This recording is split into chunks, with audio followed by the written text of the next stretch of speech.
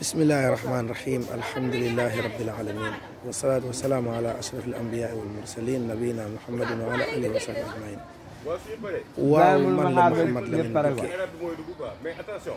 butéel bii ngeen di gis nii mooy li doon circuler fan yi ci internet bi pour ñu def attention ne ñoo ngi jaay sàngara ci bunti école yi muy dugg ci biir école yi butéel bii ma téye nii sama doyen école fii ci Daaru Cubb moom la ko benn madame jox démb madame bi ci élève la ko jëlee ci benn élève doyen bi mu ko xoolee gis ne butéel bi li ci nekk mooy sàngara te ñoom jus lañ ko tegoon même ki ko doon jaay maire bi ko jaay xale bi moom bi doyen demee ci moom ne ko waaye lii lan la dana ko lii jus la man maa ko jaay xale bi kon na ñëpp xam ne lii egg na dèjà mu ngi ci biir école yi man Daaru Cubb fii waaw dañoo war a remonter ñi koy def maanaam nañu def opération dem ci école yëpp bunti école yëpp xool ñi koy jaay mais lii warul jàll sunu doom yi sunu rakk yi sunu jarbaat yi ñoo ngi naan sàngara ci biir école yi taxamuñ ci dara te lii danger la lii erreur la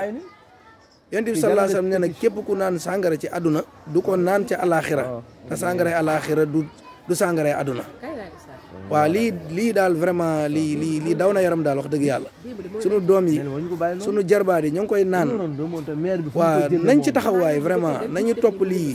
xool ca source ba fa muy jógee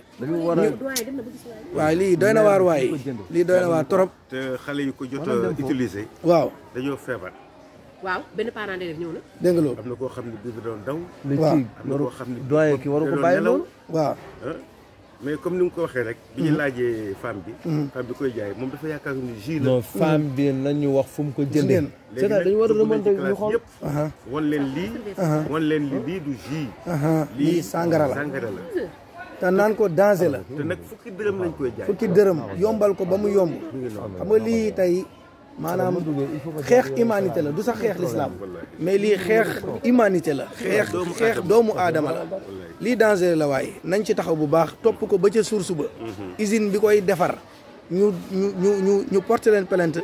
wala ñu yàq usine bi wala ñu génne leen réew mi